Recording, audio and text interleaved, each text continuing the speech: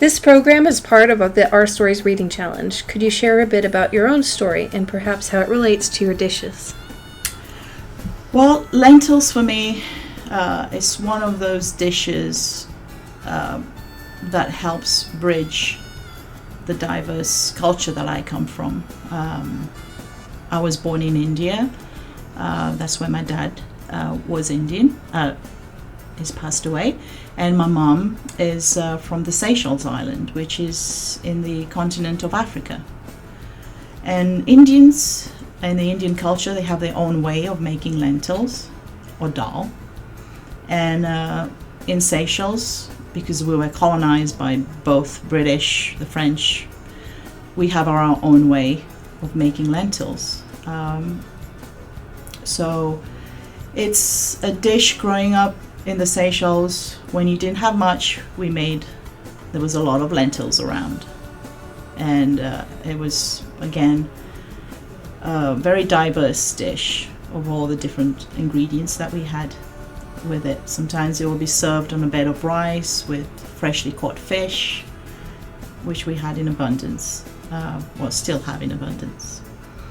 And also, I have established a closer relationship with lentils because of my own personal journey with combating inflammation and changing my diet. Basically the story is I lost both my hips at a very young age, and I've had numerous hip replacements because my implants were poisoning me and it's a condition called metallosis.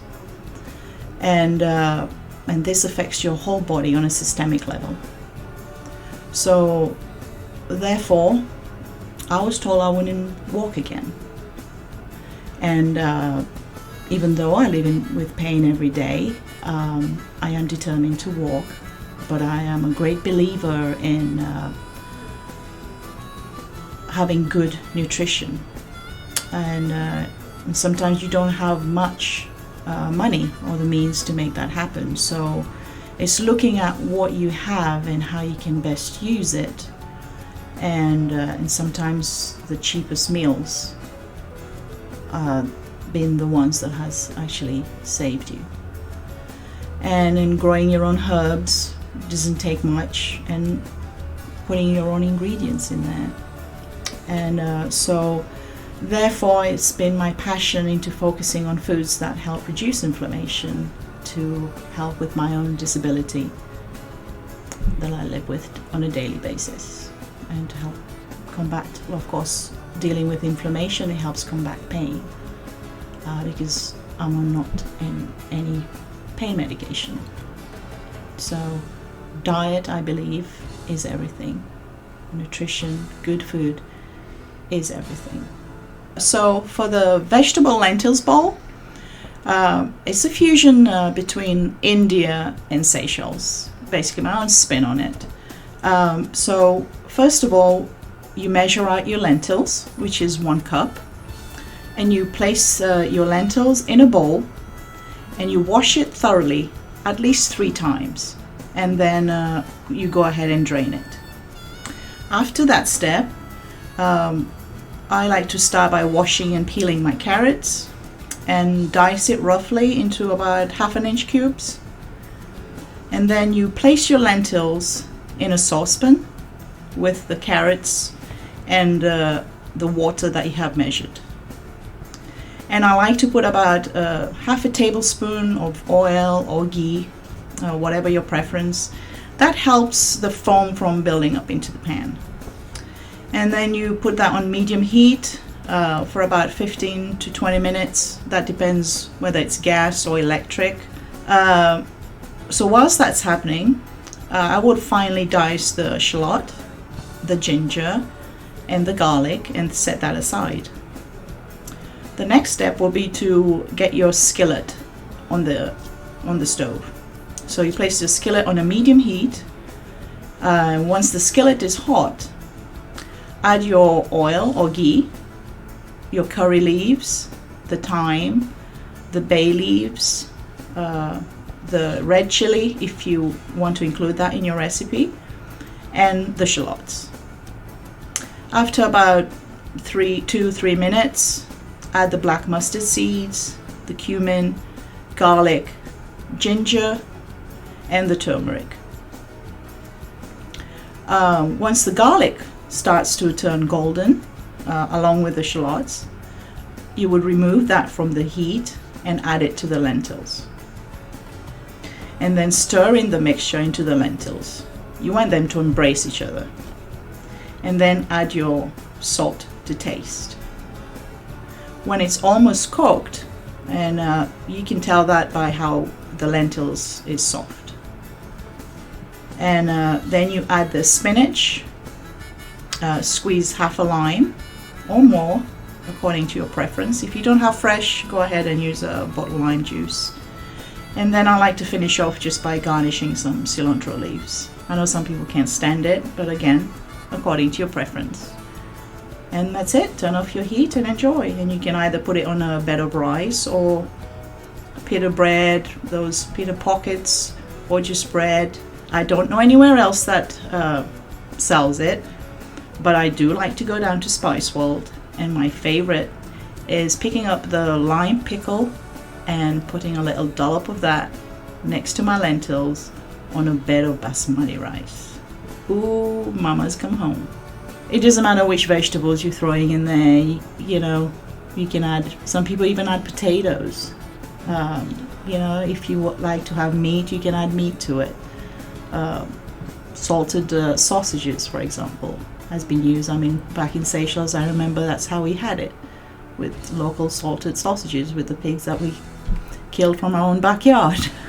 So it's like a blank canvas. You can add anything to it. I noticed lentils, along with chickpeas in the legume family, they are cheap, but a lot of people struggle into how to cook it. Or if they've had a bowl of lentils sometimes, or either soup, they don't want to have it again. It's very cheap. It's very economical.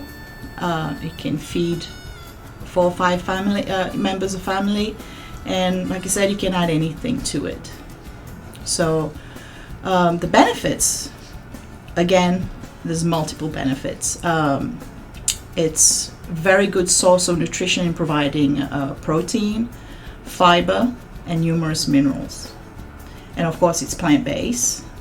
And there's been many studies that demonstrates that eating lentils, for example, helps to reduce the risk of chronic diseases such as diabetes, obesity, cancer, and heart disease. And this is thanks to their rich content of protective plant compounds called polyphenols. And therefore, it's no surprise that lentils boast as an antioxidant, antibacterial, antiviral, and anti-inflammatory, and with its effects for cardioprotective. And it's the same phenols also found in wine. Lentils are also rich in probiotic fiber, which promotes digestive function, and it fuels the beneficial gut bacteria, which is important for our health. Okay? A diet rich in fiber is also associated with health benefits in reducing cancer. Heart healthy, again for its fiber. It's a great choice for managing high blood pressure and cholesterol, and a good source of energizing iron and vitamin B1, which helps in maintaining a steady heartbeat. Another benefit will be managing blood sugar levels. Like other legumes, lentils is no exception, with a low glycemic index and its slow energy release into the bloodstream. So therefore it helps with improving blood sugar management. And also because of its high fiber content, it also keeps you feeling full for a longer period of time and controls your appetite. like with everything else, everything is in moderation and there is balance. Just because something may be good for you doesn't mean you go overdose yourself on it. So one of the cons is the lentils, the fiber in it is hard to break down. So therefore, it can cause gas and perhaps even cramping in some people, especially if you eat too much of it. And like I said, everything in moderation. And if you're allergic to peanuts, or you may be allergic to lentils, and because it belongs to the same family.